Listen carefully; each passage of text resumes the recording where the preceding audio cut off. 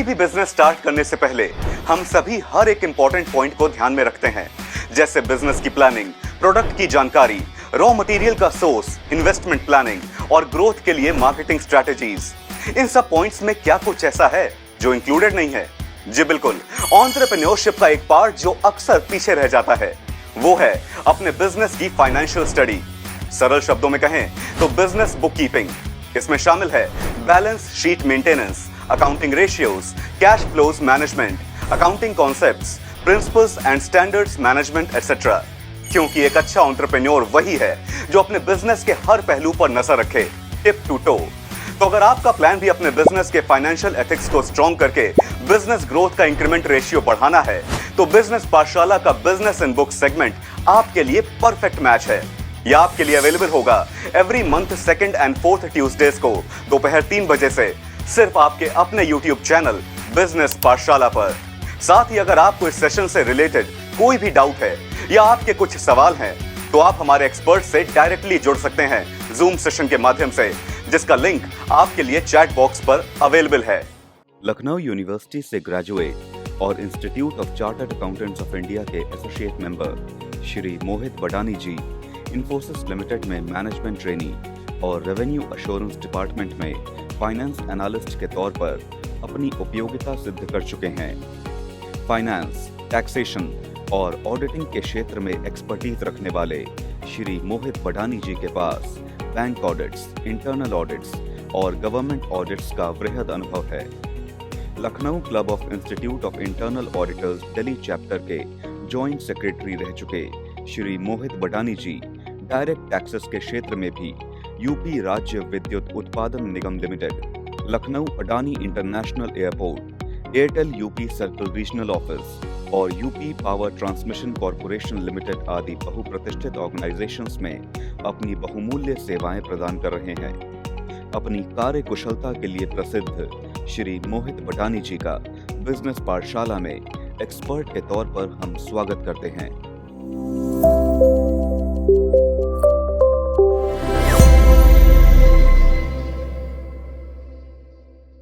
Hello everyone, नमस्कार।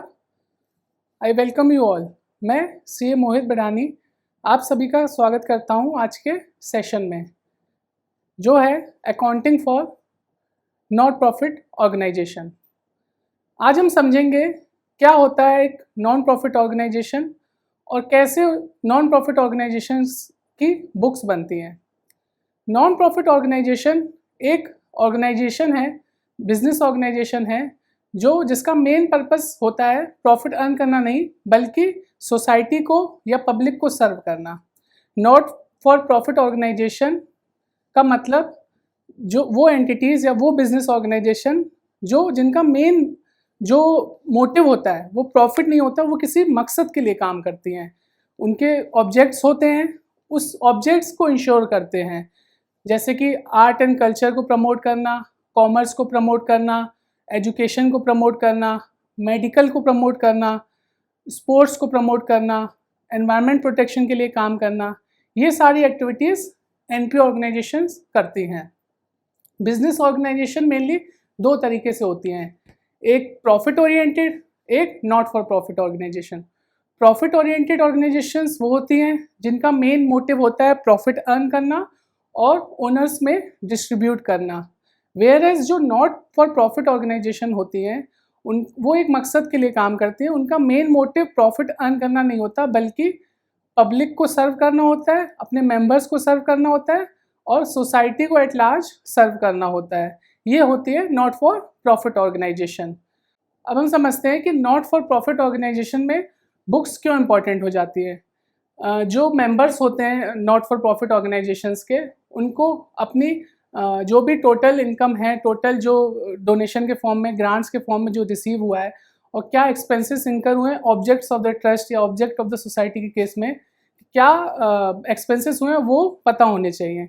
दूसरा, ये स्टैच्यूटरी रिक्वायरमेंट भी होती है अलग अलग एक्ट में कि नॉट फॉर प्रॉफिट ऑर्गेनाइजेशंस को अपनी बुक्स मेंटेन करनी होती हैं। तो आज हम उसकी बुक्स के बारे में जानेंगे, क्योंकि नॉट फॉर प्रॉफिट ऑर्गेनाइजेशन में जो बाहर की पार्टीज़ होती हैं, जो हमारी गवर्नमेंट होती है और अलग पार्टीज़ होती हैं, वो गवर्नमेंट ग्रांट के फॉर्म में या डोनेशन के फॉर्म में अमाउंट देती है। तो पोटेंशियल कंट्रीब्यूटर्स के लिए बुक्स ऑफ अकाउंट्स बनती हैं और ये एक स्टैच्यूटरी रिक्वायरमेंट भी होती है कि नॉट फॉर प्रॉफिट ऑर्गेनाइजेशंस की बुक्स बनाई जाए।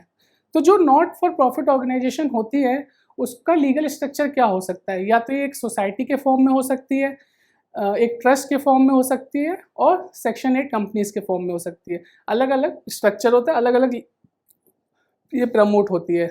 सोसाइटीज़ एक्ट के दायरे में आती है, ट्रस्ट को इंडियन ट्रस्ट एक्ट के दायरे में रखा गया है और सेक्शन 8 को कंपनीज एक्ट 2013 के दायरे में रखा गया है। तो सब अलग अलग लीगल स्ट्रक्चर हैं एनपीओ बिजनेस करने के लिए। सोसाइटीज़ में जो होते हैं उसके मेंबर्स, वो जो एनपीओ के अफेयर्स हैं वो रेगुलेट करती है और ट्रस्ट के केस में ट्रस्टी करती है और सेक्शन 8 के केस में उसके जो मेंबर्स होते हैं वो रेगुलेट करते हैं अफेयर्स को। तो सारी लीगल स्ट्रक्चर की अलग अलग कमिटी होती है जो उसके अफेयर्स को रेगुलेट करती है। तो उनको भी जानना होगा कि क्या उनकी टोटल रिसिप्ट्स हैं और क्या टोटल एक्सपेंसेस हुए हैं towards the achievement of object of the society और ट्रस्ट और सेक्शन 8 कंपनीज। तो ये मकसद होता है बुक्स प्रिपेयर करने का। तो आइए शुरू करते हैं, देखते हैं क्या होता है non profit organisation. A non-profit organization or not-for-profit organization is a legal entity organized and operated for a collective public or social benefit, in contrary with an entity that operate as a business aiming to generate a profit for its owner. NPO organisation होती है जिसका main purpose होता है public और social benefit के लिए काम करना, और ये उन ऑर्गेनाइजेशन से अलग होती है जहाँ पे मेन मोटिव होता है प्रॉफिट अर्न करना। An array of organizations are not-profit, including hospitals, libraries, colleges, schools, business associations, charitable religious institutions, social clubs and consumer cooperatives. जो इसमें organizations आती हैं मेनली वो आर्ट एंड कल्चर, मेडिकल को promote करती हैं, एजुकेशन को प्रमोट करती हैं, स्पोर्ट्स, योगा, एनवायरनमेंट प्रोटेक्शन और रिलीजियस ट्रस्ट, ये सब इसमें इंक्लूड होती हैं जो एनपीओ ऑर्गेनाइजेशन में आती है। These not for profit seeking entity exist with the primary motive of providing service। यहाँ पे जो इनका मेन मोटिव होता है वो सर्विस होता है। Services such as club provides sports and recreational facilities, hospital renders medical services, literary society promotes art and culture, and association may also be formed to protect the rights of the members। कुछ associations form हो जाते हैं जो एक किसी object के लिए अपने मेंबर्स के राइट्स के लिए लड़ती हैं, वो भी सोसाइटी एनपीओ ऑर्गेनाइजेशन में आती है। नेक्स्ट एक बार कैरेक्टरिस्टिक्स समझ लेते हैं, क्या एनपीओ ऑर्गेनाइजेशन के कैरेक्टरिस्टिक्स होते हैं। सबसे पहले, organisations are form for providing service to a specific group और public either free of cost और at a nominal cost and not to earn profit. जो एनपीओ ऑर्गेनाइजेशन होती हैं उनका मेन जो पर्पस होता है प्रॉफिट अर्न करना नहीं होता है, तो वो अपने मेंबर्स के लिए या पब्लिक एट लार्ज किसी कॉज के लिए, किसी मकसद के लिए सर्विस प्रोवाइड करती हैं और वो बहुत नॉमिनल कॉस्ट या फ्री ऑफ कॉस्ट पे होता है। These are organised as charitable trust societies and subscriber to such organisation are called members. तो जैसा कि मैंने बताया था जी, जो एनपीओ ऑर्गेनाइजेशन होती हैं वो सोसाइटी के फॉर्म में प्रमोट होती है या ट्रस्ट के फॉर्म में या सेक्शन 8 कंपनी। इन सब का ये अलग अलग लीगल स्ट्रक्चर है। इनका जो मेन ऑब्जेक्ट्स होता है वही होता है आर्ट एंड कल्चर को प्रमोट करना, साइंस कॉमर्स को प्रमोट करना, एजुकेशन, मेडिकल एक्सेट्रा, ये सब चीज़ें इनके ऑब्जेक्ट्स होते हैं।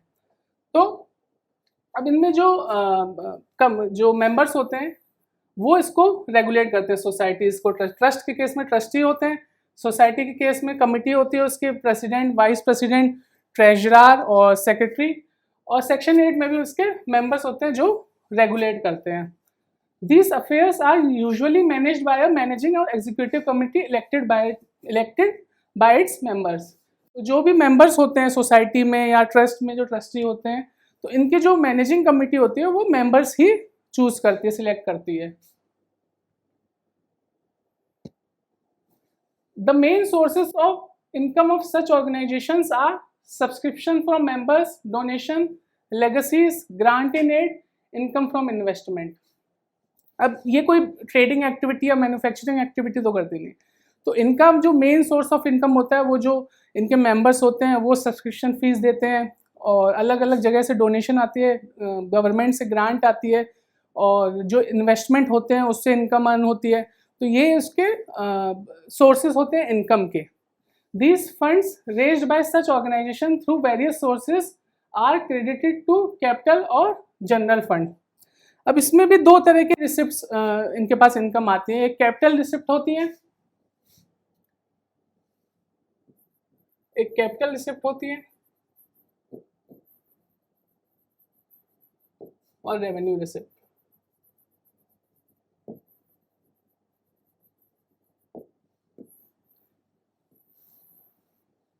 और ये रेवेन्यू रिसिप्ट, ये जो होती है वो एनपीओ के इनकम एंड एक्सपेंडिचर अकाउंट में जाएगी. जो कैपिटल रिसिप्ट होगी वो जनरल या कैपिटल फंड में जाएगी, आगे हम देखेंगे अभी. फिर the surplus generated in the form of excess of income और expenditure is not distributed amongst the members, it is simply added in the capital fund. जो एनपीओ का बैलेंस शीट बनता है उसमें जो कैपिटल फंड होता है उसमें ऐड हो जाता है, जो कि इनकम होती है over excess in excess of its expenditure. जो भी इनकम एक्सपेंडिचर को एक्सीड करती है, जो सरप्लस बचता है वो इसके कैपिटल फंड में ऐड हो जाता है एनपीओ के केस में. क्योंकि ये जो सरप्लस होता है वो मेंबर्स को बांटा नहीं जाता है, बल्कि उसको उसी ऑब्जेक्ट पे लगाया जाता है जो सोसाइटी या ट्रस्ट का ऑब्जेक्ट होता है, जो एनपीओ का ऑब्जेक्ट होता है. उसी ऑब्जेक्ट के लिए वो पैसा सरप्लस जो होगा वो यूज किया जाएगा. The accounting information provided by such organization is meant for the present and potential contributors and to meet the statutory requirement. Mainly दो पर्पस के लिए अकाउंटिंग की जाती है इसकी. एक तो जो पोटेंशियल कॉन्ट्रीब्यूटर्स हैं, जो अलग अलग लोग कंट्रीब्यूट करते हैं एनपीओ में ताकि ऑब्जेक्टिव अचीव हो पाए उस एनपीओ के, उनके लिए बुक्स ऑफ अकाउंट्स बनेगी. और जो ये स्टैट्यूटरी रिक्वायरमेंट भी है कि इंडियन सोसाइटीज एक्ट में भी लिखा हुआ है कि आपको बुक्स ऑफ अकाउंट्स बनानी पड़ते हैं किसी एनपीओ ऑर्गेनाइजेशन की, तो स्टैट्यूटरी रिक्वायरमेंट भी है books of accounts banana. A non-profit is subject to the non-distribution constraint. Any revenue that exceed expenses must be committed to the organization purpose. जैसा कि बोला था कि जो प्रॉफिट होगा, जो सरप्लस होगा वो डिस्ट्रीब्यूट नहीं होगा, ऑर्गेनाइजेशन का जो ऑब्जेक्टिव है उसी पर्पस के लिए यूज हो. कोई प्राइवेट पार्टी उसको नहीं लेगी या जो मेंबर्स होंगे वो नहीं लेंगे. As the main aim of this organization is not to earn profit, they do not prepare trading and profit and loss account, but still they would like to know whether current income is sufficient to meet their current expenses. For this purpose, they prepare an income and expenditure account which is similar to the profit and loss account of profit seeking entity. यहाँ पे main purpose profit earn करना नहीं है, उसके बाद भी जानना होगा कि टोटल इनकम जो है वो एक्सपेंसेस से एक्सीड तो नहीं कर रही. तो इसीलिए यहाँ पे इनकम और एक्सपेंडिचर अकाउंट बनता है, जहाँ जैसे कि बिजनेस एंटिटी में प्रॉफिट एंड लॉस अकाउंट बनता है और यहाँ पे इनकम एंड एक्सपेंडिचर अकाउंट बनता है उसी की जगह पे, सेम उसी तरीके से. इसमें भी एक बैलेंस शीट बनती है एनपीओ की जो उसके एसेट और लायबिलिटीज बताते हैं. तो अभी तक हमने देखा क्या होता है एनपीओ ऑर्गेनाइजेशन, उसके कैरेक्टरिस्टिक्स. अब समझते हैं कि क्या books of account NPO organisation में बनते हैं, क्या बुक्स ऑफ अकाउंट्स रहती हैं. तो नॉट प्रॉफिट ऑर्गेनाइजेशन और also prepare their final accounts more और less on the lines of profit seeking organisation. Normally वैसे ही होते हैं अकाउंट्स. इसमें एक जो रिसिप्ट एंड पेमेंट अकाउंट है वो एक्स्ट्रा बनता है.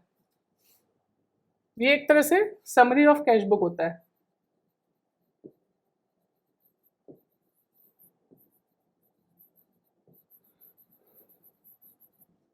और income and expenditure account just like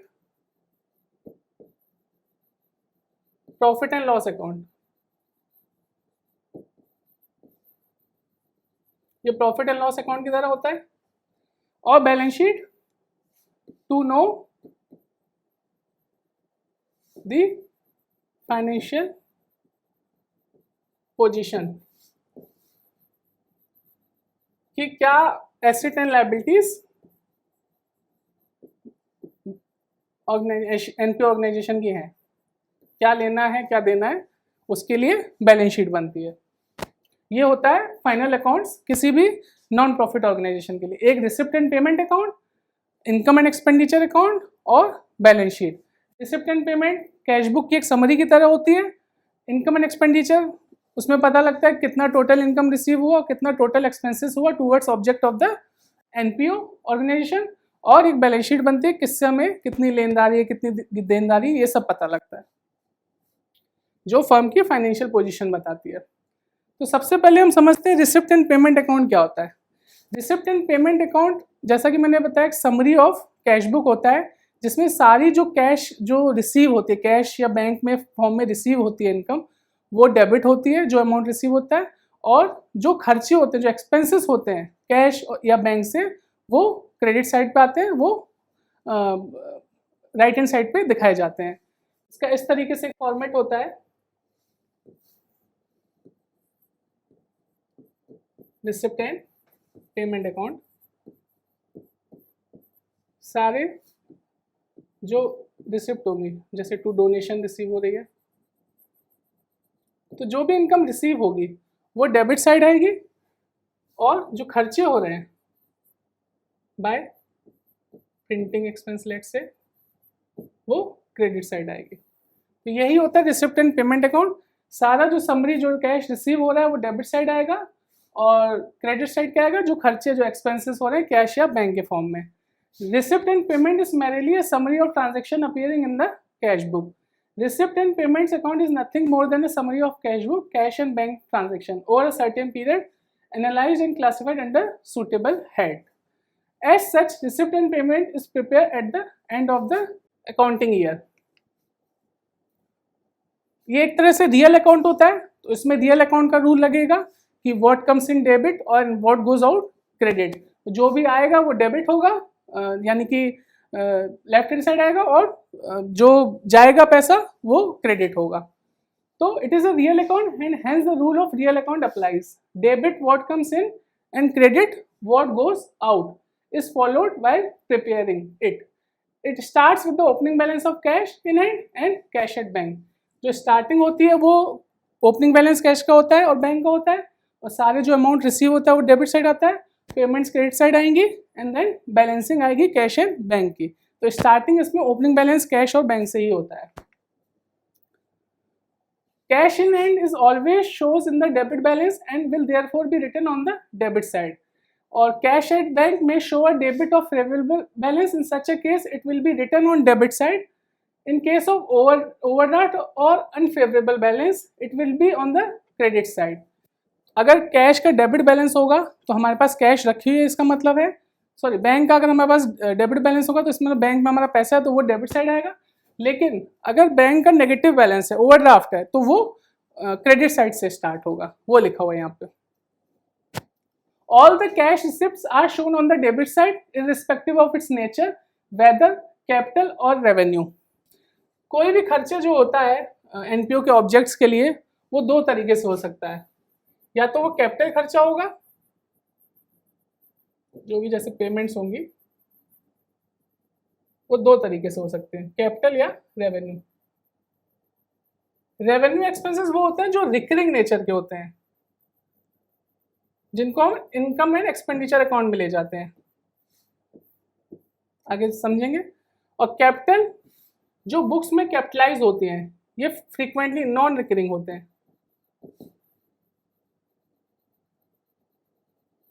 और इसको हम बैलेंस शीट में ले जाते हैं। इसका एग्जांपल है, जैसे एनपीओ ने एसेट खरीद लिया और इसका जैसे रेंट पे किया, पोस्टेज कुरियर चार्जेस पे किए, सैलरी पे की, वेजेस पे की, ये सारा रेवेन्यू नेचर होता है। मतलब जो रिकरिंग होता है, रिकरिंग नेचर होता है, वो रेवेन्यू एक्सपेंस होता है, जो फ्रीक्वेंटली होता है, मंथली बेसिस हो, ईयरली बेसिस होता है। और कैपिटल एक्सपेंसेस बड़े खर्चे होते हैं जैसे कि ऑर्गेनाइजेशन के लिए एसेट खरीदना, वो कैपिटल एक्सपेंसेस हो गया।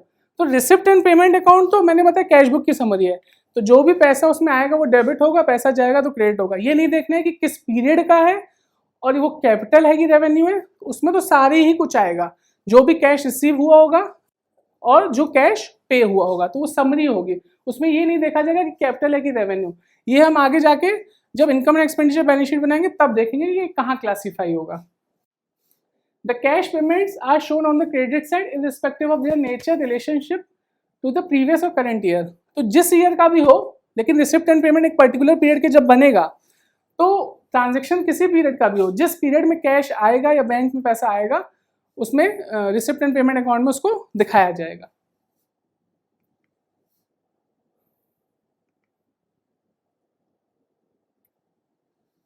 एक एग्जाम्पल के तौर पे समझते हैं, subscription received from a members on different dates which appear on the debit side of the cash book shall be shown on the receipt side of the receipt and payment account as one item with its total amount. Similarly, salary, rent, electricity charges paid from time to time as recorded on the credit side of cash book.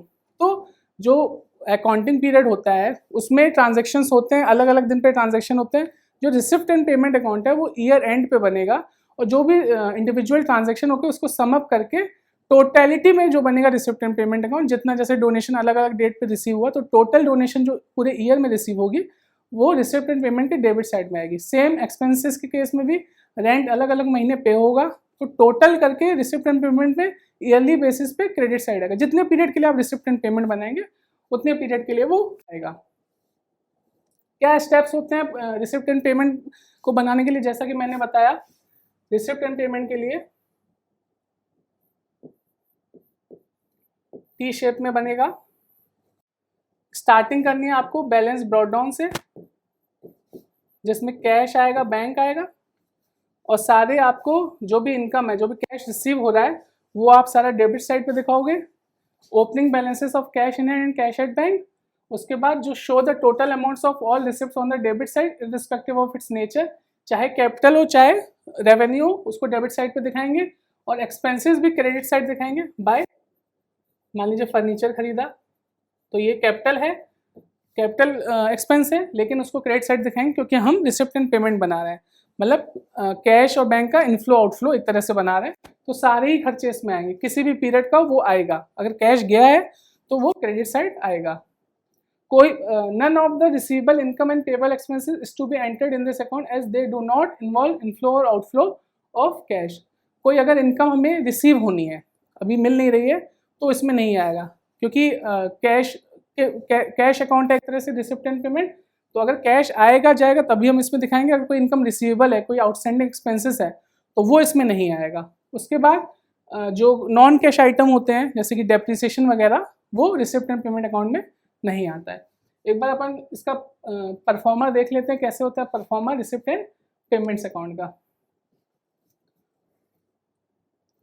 तो इसमें जो balance brought down है cash and bank का, और जो member से subscription मिलता है वो आएगा, कोई डोनेशन मिल रही है, तो अलग अलग आइटम्स जो रिसीव होते हैं, बैंक में भी हो सकता है, कैश में भी हो सकता है, वो सारा डेबिट साइड आएगा। जैसे रेंट मिला, कोई स्क्रैप सेल किया, कोई स्पेसिफिक डोनेशन है, कोई इन्वेस्टमेंट सेल किया, वो सारा डेबिट साइड आएगा।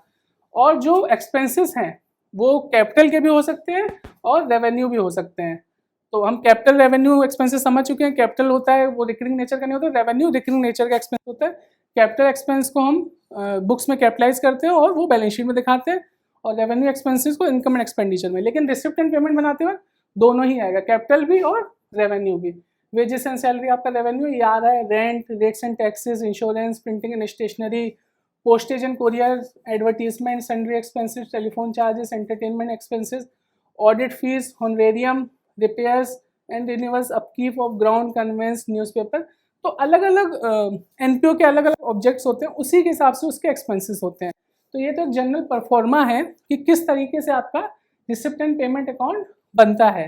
डेबिट साइड सारे जो भी पैसा आया होगा वो कैश और बैंक आएगा वो आएगा, और क्रेडिट साइड जो भी खर्चे होंगे वो लास्ट में कैश एंड बैंक, स्टार्टिंग में बैलेंस बोर्ड होगा, लास्ट में इसकी बैलेंसिंग फिगर कैश और बैंक की बचेगी। ये होता है रिसिप्ट एंड पेमेंट अकाउंट का परफॉर्मा। अब हम समझते हैं इनकम एंड एक्सपेंडिचर अकाउंट क्या होता है। ये एक इलस्ट्रेशन दिया है रिसिप्ट एंड पेमेंट का ही, जिसमें वो परफॉर्मा था। ये एक इलस्ट्रेशन दिया हुआ कि कैश एंड बैंक स्टार्टिंग में 20,000 35,000 है, और जो सब्सक्रिप्शन फीस है वो 13, 14, 14, 15, 15, 16 से आ रही है। तो इसमें ये नहीं देखा जाएगा किस पीरियड की है, सारे पीरियड जब जो अमाउंट रिसीव होगा पर्टिकुलर पीरियड में वो सारा इसमें आएगा। पिछले साल का भी हो सकता है, इस साल का भी हो सकता है। तो इसमें तो सारा अमाउंट आएगा डेबिट साइड में। और डोनेशन मिली है, फिर उसके बाद एंट्रेंस फीस मिली है। तो ये कैपिटल रिसिप्ट हो या रेवेन्यू रिसिप्ट हो, सारा इसमें डेबिट साइड पे आएगा। और एक्सपेंसेस के तौर पे इसमें printing and stationery, lightning, rates and taxes, telephone charges, postage and courier, wages and salary, जो भी खर्चे हुए हैं वो आपके क्रेडिट साइड आएंगे। और बैलेंसिंग में कैश इन हैंड और कैश एट बैंक बच रहा है। ये होता है एक तरह से रिसिप्ट एंड पेमेंट अकाउंट। अब हम लोग समझते हैं क्या होता है income and expenditure account. Income and expenditure account just like profit and loss account होता है। जैसे प्रॉफिट ओरिएंटेड यूनिट में प्रॉफिट एंड लॉस बनता है to know the financial performance. अब इसमें जो हम इनकम एंड एक्सपेंडिचर बनाते हैं वो बनाते हैं कि कितना टोटल इनकम हमारे पास आया और कितना towards object of the trust इंकर हुआ और कितना हमें सरप्लस बच गया। और वो जो सरप्लस होगा वो कैपिटल फंड में जाके ऐड होगा, उसको मेंबर्स के लिए मेंबर्स के जो बेनिफिट के लिए उसके लिए खर्च करेंगे। बट ये प्राइवेट पार्टीज में जो मेंबर्स होते हैं इसमें डिस्ट्रीब्यूट नहीं होता है प्रॉफिट, जैसे कि प्रॉफिट ओरिएंटेड यूनिट में होता है। तो इसमें इनकम एंड एक्सपेंडिचर अकाउंट बनता है जिसका nature same as profit and loss account होता है, नॉमिनल अकाउंट नेचर होता है। तो सारे एक्सपेंसेस उसमें डेबिट होते हैं और सारी इनकम उसमें क्रेडिट होती है। सेम सिनेरियो होता है इनकम एंड एक्सपेंडिचर अकाउंट का, बस नाम चेंज होता है। Income and expenditure account is similar to profit and loss account seeking entity of a profit seeking entity and is prepared to ascertain whether the current incomes are in excess of current expenditure. It reveals the surplus or deficit arising out of the organization activities during a particular period. Her NPO का objects होता है, तो देखा जाता है कि किसी activity से सरप्लस बचा या डेफिसिट हुआ, उसी से इनकम, इसीलिए इनकम एंड एक्सपेंडिचर अकाउंट बनाते हैं। It is provided in the same manner as profit and loss account. At the end product will show surplus और deficit and is prepared on a accrual basis in case of the business organization. जैसे कि profit and loss भी accrual basis पे बनता है, income and expenditure भी accrual basis पे बनेगा। क्या होता है accrual basis?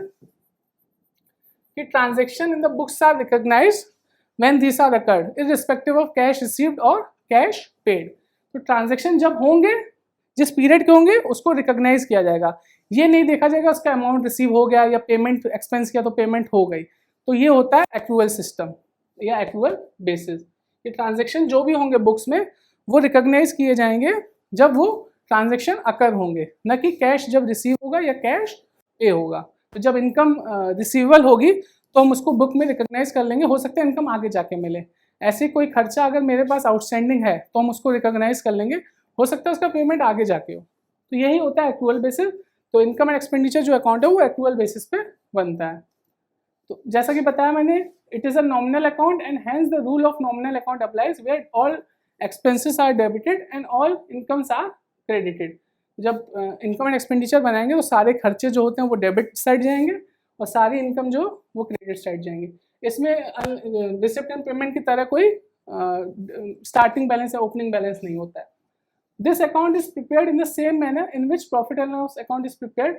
As such, all adjustments relating to current year such as depreciation, outstanding expenses, prepaid expenses, earned income are taken into consideration. जैसे कि मैंने बताया एक्रूअल बेसिस पे होता है, तो इसमें कैश रिसिप्ट एंड पेमेंट के बेसिस पे बनता है। तो रिसिप्ट एंड पेमेंट में तो सारा कैश का आना जाना होता है, बट प्रॉफिट एंड लॉस में हम कोई ऐसी इनकम होती है जो आगे जाके रिसीवेबल होती है, कोई नॉन कैश आइटम होता है डेप्रिसिएशन की तरह, और कोई एक्सपेंसेस है जो हमें आगे जाके पे करना है, वो रिसिप्ट एंड पेमेंट में तो आएगा नहीं, बट हम उसको पे एंड या इनकम एंड एक्सपेंडिचर में रिकॉग्नाइज करेंगे।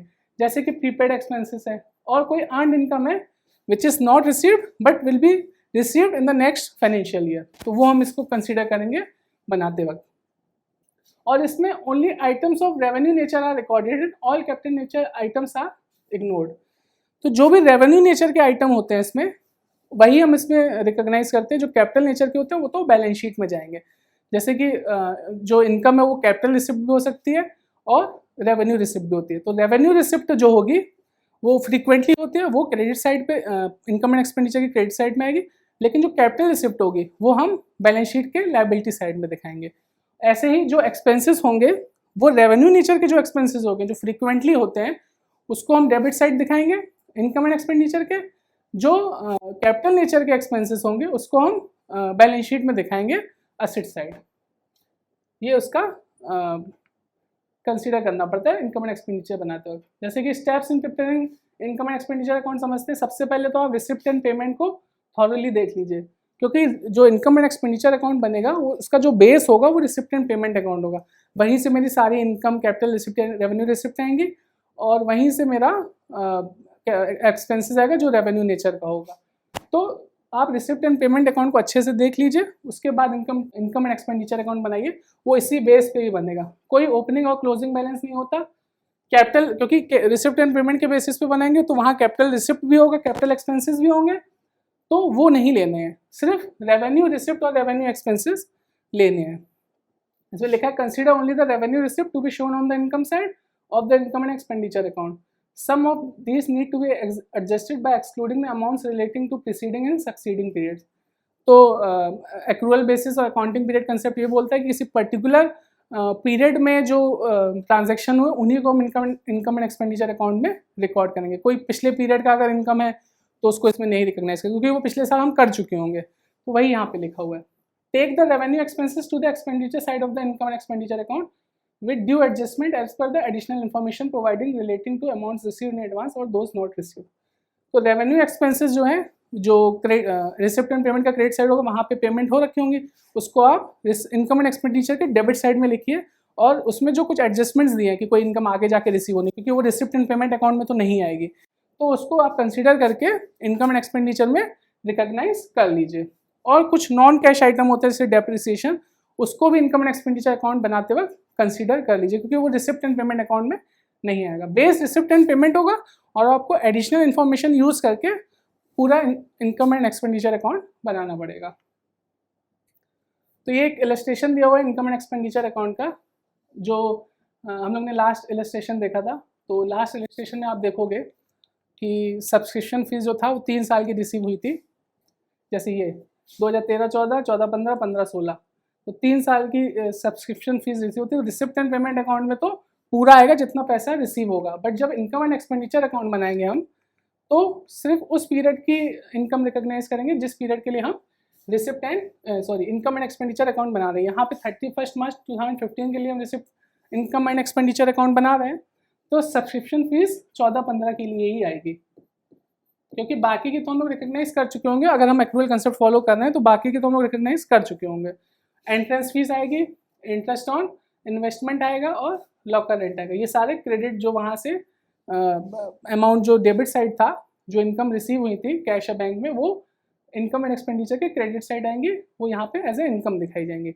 और जो खर्चे होंगे वो डेबिट साइड आएंगे, जैसे कि printing and stationery, lighting, rates and taxes, telephone charges, postage and courier, wages, salary, ये सारे जो credit side receipt and payment में अमाउंट आई होंगी, जो एक्सपेंसेस पे होंगे वो यहाँ पे डेबिट साइड आएंगे। और जो टोटल में से एक्सपेंसेस को माइनस करके जो सरप्लस आएगा वो यहाँ पे 1,18,400 आ रहा है, और ये जाके बैलेंस शीट में कैपिटल फंड में ऐड हो जाएगा, क्योंकि इसको आगे जाके जो एनपीओ है उसके ऑब्जेक्ट्स के लिए, उसके जो ऑब्जेक्टिव हैं वो इंश्योर रहें, उसके लिए इस अमाउंट को हम यूज़ करेंगे। कैपिटल फंड में जाके ये ऐड हो जाएगा। नेक्स्ट हम देखते हैं बैलेंस शीट की। जैसे कि प्रॉफिट ओरिएंटेड यूनिट में बैलेंस शीट बनती है, तो इसमें भी उसी तरीके से क्या asset and liability NPO organisation की है, उसकी एसेट एंड लायबिलिटीज़ की समरी, यानी कि क्या फाइनेंशियल पोजीशन है उसकी, वो बनेगी। बैलेंस शीट का आपको फॉर्मेट देखा ही होगा कि आपका इस साइड लायबिलिटी होगा, इस साइड एसेट होगा, और ये कैपिटल फंड होता है इसमें।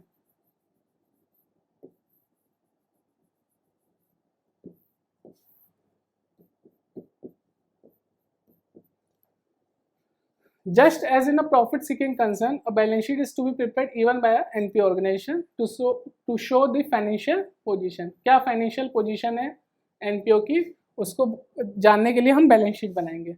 It is prepared from the balance remaining after the transfer of all revenues, income and expenditure to income and expenditure account।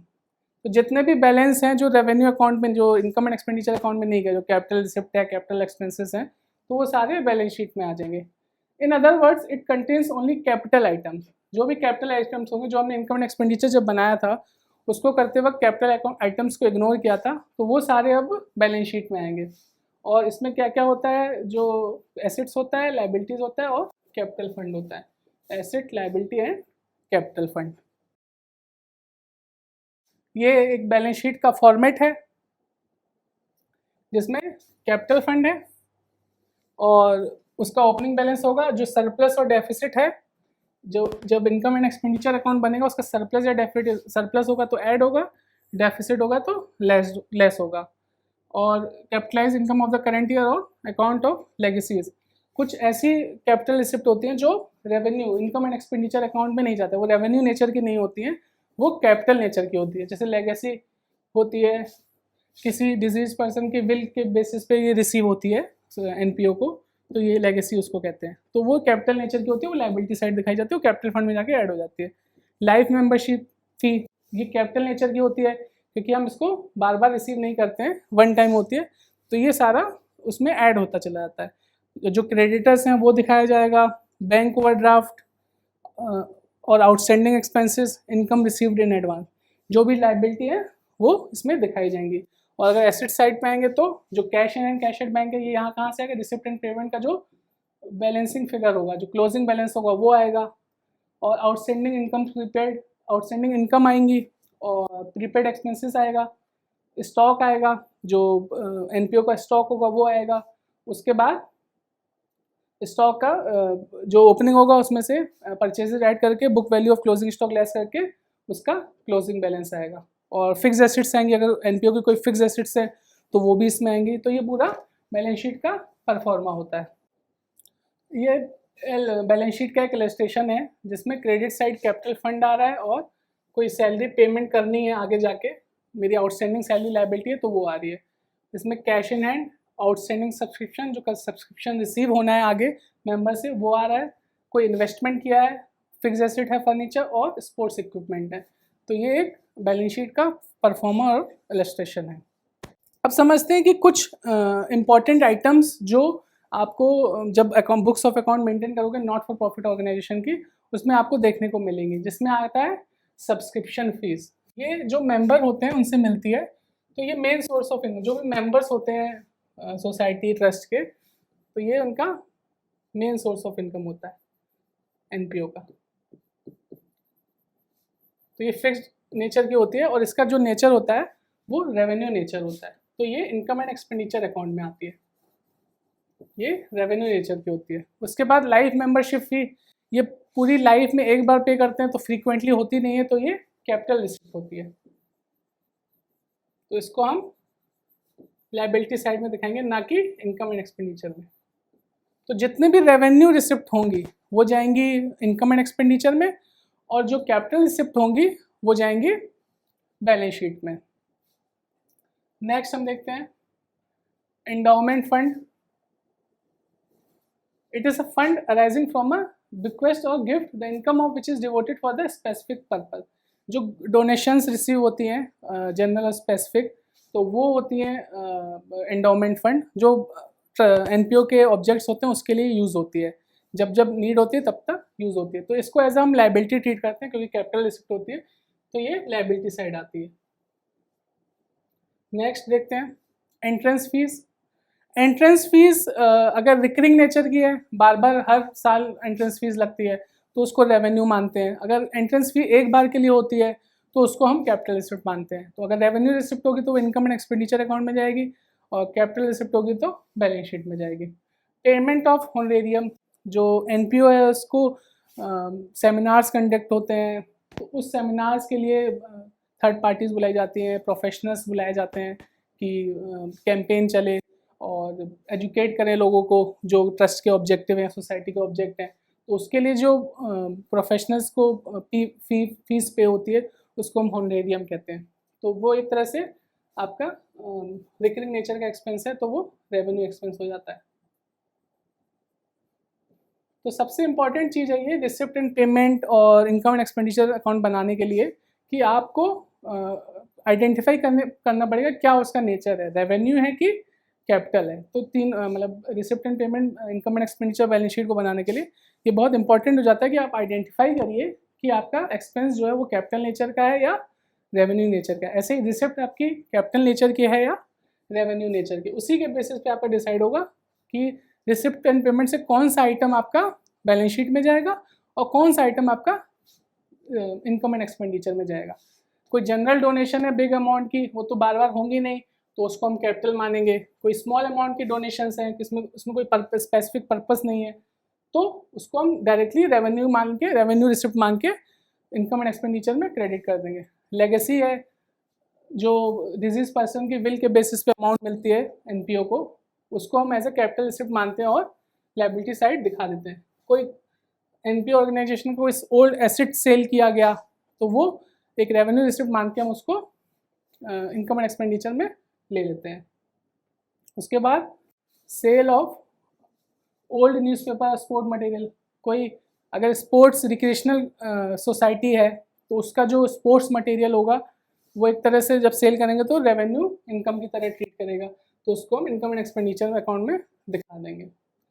आगे बढ़ने से पहले एक बार हम लोग समझ लेते हैं कि क्या रिसिप्ट एंड पेमेंट और इनकम एंड एक्सपेंडिचर अकाउंट में क्या डिफरेंस होता है। एक बार हम वो समझ लेते हैं। ये कि जो रिसिप्ट एंड पेमेंट है वो एक कैश बुक की समरी होती है, समरी ऑफ कैश बुक, और ये एक तरह से प्रॉफिट एंड लॉस अकाउंट की तरह होता है। ये समरी ऑफ कैश बुक होती है और जो इनकम एंड एक्सपेंडिचर हो प्रॉफिट एंड लॉस एक्सपेंस के। इसमें जो रिकॉर्डिंग होती है रियल अकाउंट के बेसिस पे लगती है और इसमें नॉमिनल अकाउंट के बेसिस पे लगती है। तो इसमें सारे जो भी अमाउंट आएगी वो डेबिट होगी, what comes in debit and what goes out credit. तो जितने भी अमाउंट आएंगे वो डेबिट होंगी और अमाउंट जो जाएंगी वो क्रेडिट होंगी। और इसमें सारे एक्सपेंसेस जो होते हैं वो डेबिट होते हैं और सारी इनकम्स जो होती हैं वो क्रेडिट होती है। ओपनिंग बैलेंस की बात की जाए तो रिसिप्ट एंड पेमेंट में कैश और बैंक का ओपनिंग बैलेंस आता है और इनकम एंड एक्सपेंडिचर में कोई ओपनिंग बैलेंस नहीं आता है। क्लोजिंग बैलेंस में इसका कैश एंड बैंक का आएगा बैलेंसिंग फिगर, और इसमें सरप्लस या डेफिसिट, इसमें फाइनेंशियल परफॉर्मेंस पता चलेगी कि क्या टोटल इनकम एक्सपेंस को एक्सीड करे या एक्सपेंस इनकम को एक्सीड करे, इसमें ये पता चलेगा। इसमें जो आते हैं कैपिटल रेवेन्यू दोनों आइटम्स आते हैं, क्योंकि जो रिसिप्ट एंड पेमेंट है वो तो कैश बुक की तरह से समरी है, तो चाहे कैपिटल आइटम हो चाहे रेवेन्यू आइटम हो तो सब आना है उसमें, जो रिसीव होगा जो पे होगा उसमें सब आना है। लेकिन अगर इनकम एंड एक्सपेंडिचर की बात करें तो इसमें सिर्फ रेवेन्यू नेचर के आइटम रिकॉर्ड होंगे। इसमें पीरियड ऑफ इनकम नहीं देखा जाएगा। रिसिप्ट एंड पेमेंट में जैसे हमने बताया, अगर पिछले साल की भी इनकम रिसीव हो रही है, हमने अभी देखा था 14, 15, 15, 16 और 16, 17 की अगर कोई अमाउंट आ रही है तो वो सारा ही रिसिप्ट एंड पेमेंट अकाउंट में आएगा, क्योंकि यहाँ पे हम मेन रिसिप्ट देख रहे हैं, क्या रिसीव हो रहा है। तो ये नहीं देखेंगे कि किस पीरियड के, लेकिन जब इनकम एंड एक्सपेंडिचर बनाएंगे वो किसी पर्टिकुलर पीरियड का बनाएंगे, तो वो जब रिकॉर्ड होगा उस पर्टिकुलर पीरियड की जो इनकम होगी सिर्फ वही रिकॉर्ड होगी। और बैलेंस शीट की बात करें तो no need as all items are included, सारे ही आइटम्स इसमें जो इंक्लूडेड होते हैं वो डिसाइड हम फिर करते हैं कि कौन सा बैलेंस शीट में जाएगा, कौन सा इनकम एंड एक्सपेंडिचर में आएगा। It is a must for remaining capital items कि जो बैलेंस शीट बनती है, जो रेवेन्यू, जो इनकम एंड एक्सपेंडिचर अकाउंट में जो रेवेन्यू आइटम्स आते हैं उसके बाद जो कैपिटल आइटम्स बन जाते हैं वही हमारे बैलेंस शीट में जाते हैं। ट्रांसफर ऑफ क्लोजिंग बैलेंस, इसका जो बैलेंस ट्रांसफर होता है नेक्स्ट ईयर के रिसिप्ट एंड पेमेंट अकाउंट में ट्रांसफर होगा। जो क्लोजिंग बैलेंस होगा इस पर्टिकुलर पीरियड का वो नेक्स्ट ईयर का ओपनिंग बैलेंस बन जाएगा, जैसे कि हम ओपनिंग बैलेंस दिखाते हैं। और इसका जो बैलेंस होगा, सरप्लस या डेफिसिट होगा, वो ट्रांसफर हो जाएगा कैपिटल फंड में, जो जाके बैलेंस शीट में कैपिटल फंड में ऐड हो जाएगा, जिसको हम यूज़ करेंगे ट्रस्ट के या सोसाइटी के ऑब्जेक्ट्स के लिए। यही होता है इनमें डिफरेंस। अब आगे बढ़ते हैं हम लोग, और एक सारा जो हमने समझा रिसिप्ट एंड पेमेंट और उसके बाद इनकम एंड एक्सपेंडिचर, उसके बाद बैलेंस शीट, उस पर हम लोग एक एग्जाम्पल अब सॉल्व करते हैं कि कैसे इसके फाइनल अकाउंट्स बनते हैं, एक एनपीओ ऑर्गेनाइजेशन के फाइनल अकाउंट्स कैसे बनते हैं। आइए शुरू करते हैं। एक एग्जाम्पल दिया हुआ मैंने, इसमें लिखा हुआ है from the following receipt and payment account and additional information relating to excellent cricket club prepare income and expenditure account for the year ended March 31st, 2015 and the balance sheet is on date. तो आपको इसमें से ये receipt and payment account दिया हुआ है,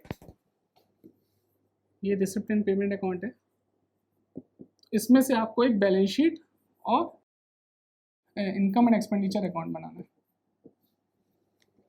तो इसमें बैलेंस ब्रॉट डाउन दिया हुआ है, कुछ ही आइटम्स दिए हुए हैं, और balance brought down bank overdraft दिया हुआ है, upkeep of field and pavilion, tournament expenses, rates and insurance, telephone, postage and courier charges, printing and stationery and miscellaneous expenses. और इधर क्रेडिट साइड में मेंबर्स का subscription, member admission fees, sale of old materials, hire of ground, ये tournament के लिए subscription, life membership fees and donations.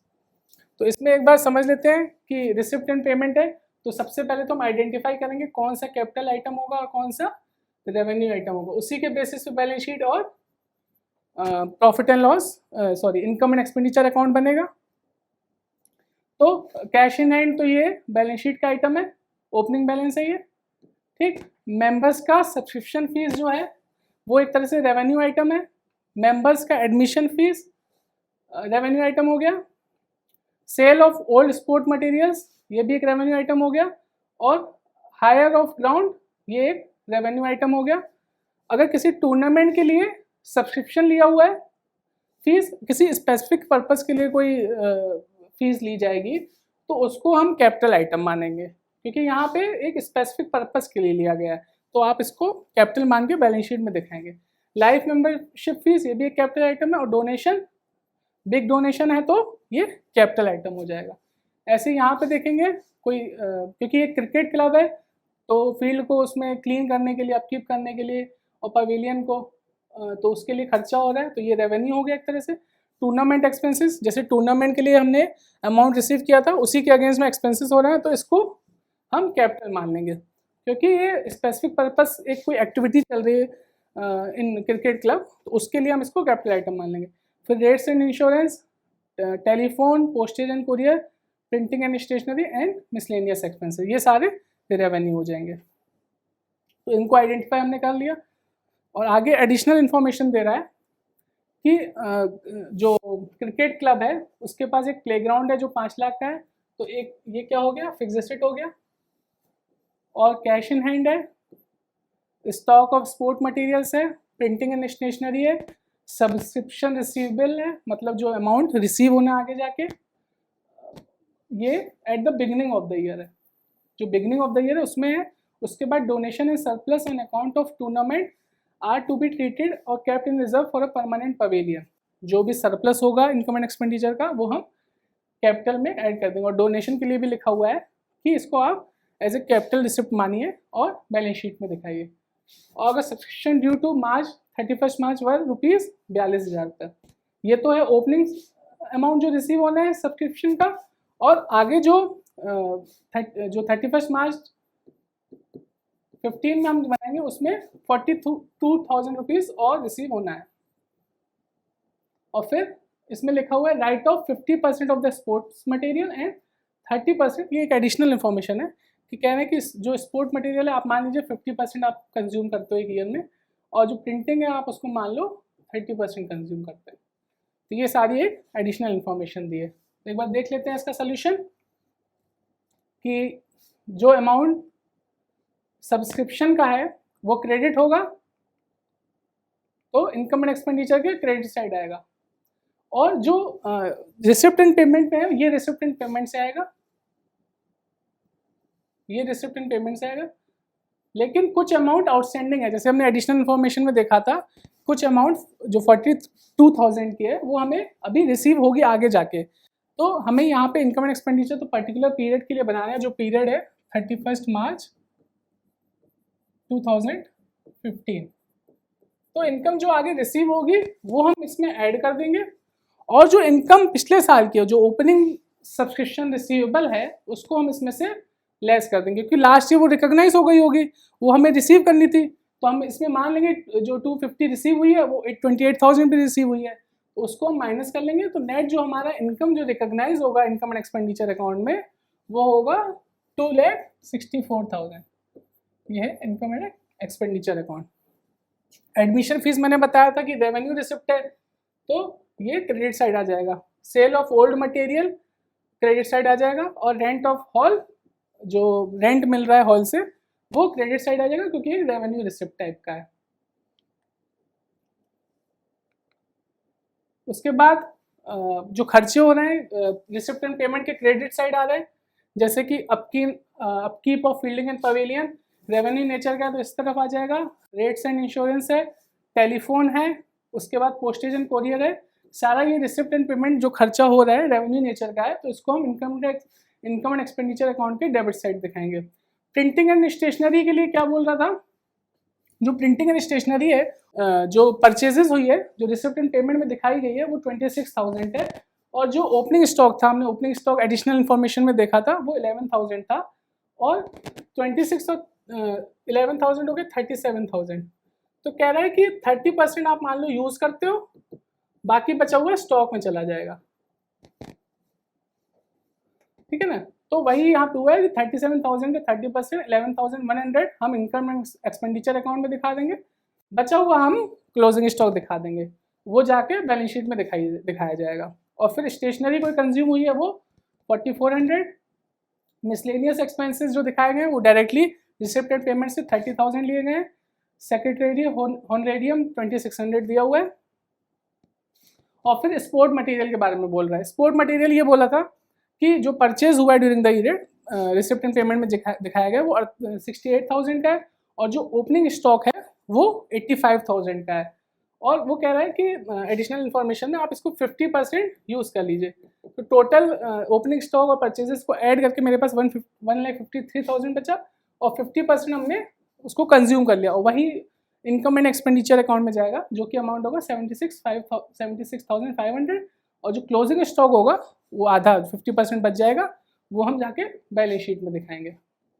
अब इसमें से टोटल जो हमारा इनकम आया, उसमें से जो भी हमारे खर्चे हुए, ये सारे जो डायरेक्ट खर्चे हुए, और कुछ का स्टॉक रह के बच गया प्रिंटिंग एंड स्टेशनरी का जो हमने कंज्यूम किया, और फिर प्रिंटिंग एंड स्पोर्ट्स मटेरियल का जो कंजम्पशन किया, उसके बाद जो हमारे जो सरप्लस बच रहा है वो बच रहा है कितना, 52,400 रुपीज़ 52,400। अब इसको हम कहाँ ट्रांसफ़र कर देंगे, transfer to capital fund in balance sheet. इसका बैलेंस हमने समझा था कि बैलेंस शीट में ट्रांसफ़र होता है। अब एक बार बैलेंस शीट देख लेते हैं। बैलेंस शीट में जो रिसिप्ट एंड पेमेंट का जो क्लोजिंग बैलेंस बच रहा है वो है 74,000। जो क्लोजिंग बैलेंस बच रहा है वो यहाँ पे आएगा, और जो सब्सक्रिप्शन रिसीव होना है, जो 42,000 हमने ऐड किया था इनकम एंड एक्सपेंडिचर अकाउंट में, वो आगे जाके हमें रिसीव होगा, तो वो इसमें दिखाया जाएगा। प्रिंटिंग का स्टॉक था, स्पोर्ट्स का स्टॉक था, वो दोनों दिखाया जाएगा इसमें। और उसके बाद इन्वेस्टमेंट्स खरीदे थे 6 लाख के, ये एसेट साइड है 31 मार्च 15। फिर इन्वेस्टमेंट है 6 लाख का, और प्लेग्राउंड एडिशनल इन्फॉर्मेशन में दिया हुआ था 5 लाख रुपए का। तो टोटल करके बैलेंस शीट का आ गया 13,18,400। अब आते हैं लायबिलिटी साइड पे, जिसमें कैपिटल फंड है। इसको हम जो निकालें, कैपिटल फंड तो दिया नहीं हुआ था, तो उसको हम लोग ओपनिंग बैलेंस शीट बना के निकालेंगे। तो ओपनिंग बैलेंस शीट में क्या क्या आएगा आप देख लीजिए एक बार।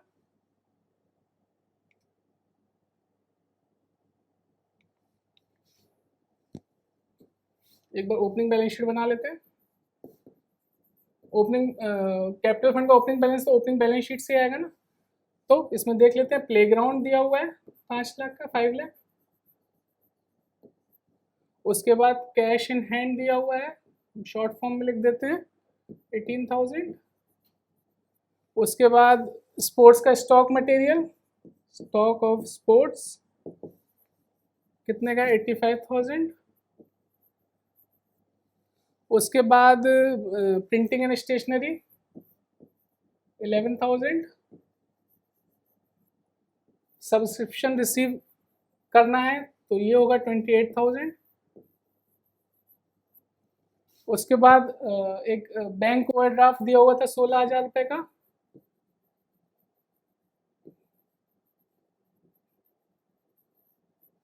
बैंक ओवरड्राफ्ट 16,000 रुपये का दिया हुआ था। और यहाँ पे आपका कैपिटल फंड का बैलेंसिंग फिगर आ जाएगा।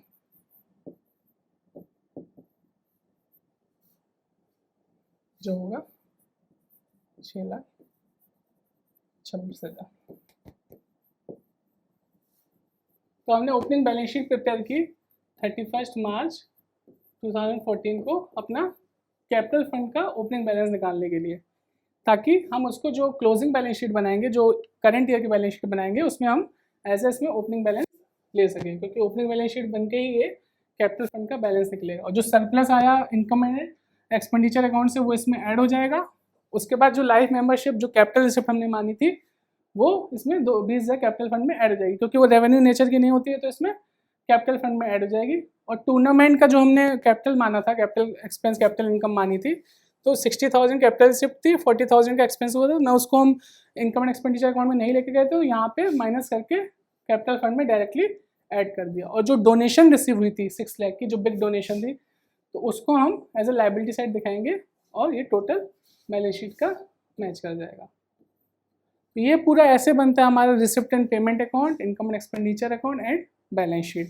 ये आज हमने पूरा समझा कि कैसे जो एनपीओ ऑर्गेनाइजेशन है उसमें बुक्स ऑफ अकाउंट, जो फाइनल अकाउंट्स हैं, बनते हैं। होप जो मैंने आपको समझाया आज वो आपको समझ आया होगा। आपको अगर कोई क्वेरी है तो आप मुझसे जूम मीटिंग में डायरेक्टली कनेक्ट करके अपनी क्वेरीज रिजॉल्व कर सकते हैं। Thank you so much.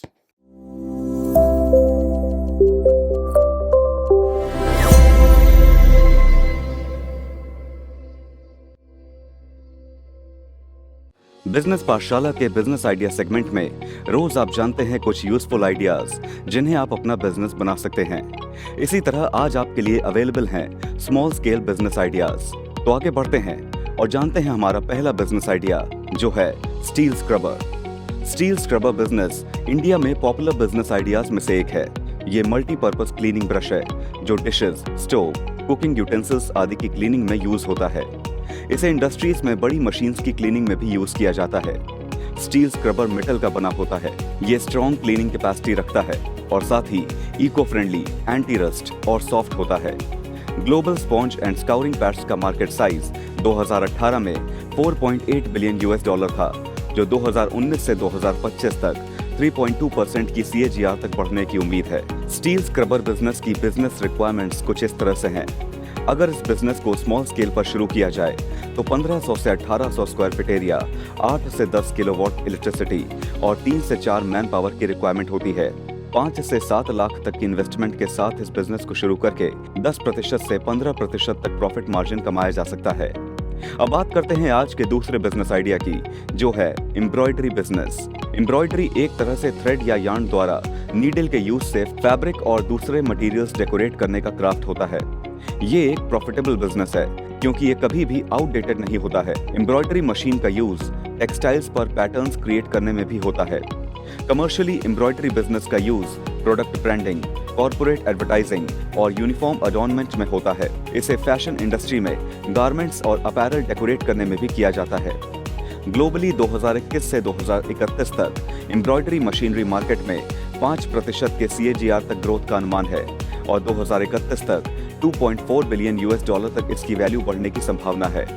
बात करें अगर एम्ब्रॉयडरी बिजनेस रिक्वायरमेंट्स की, तो इसमें 1200 से 1500 स्क्वायर फीट एरिया, लगभग 1 किलोवाट इलेक्ट्रिसिटी और 2 से 4 मैन पावर की आवश्यकता होती है। 8 से 12 लाख तक की मशीन कॉस्ट के साथ इस बिजनेस को शुरू किया जा सकता है। आज का हमारा तीसरा बिजनेस आइडिया है शूज बिजनेस।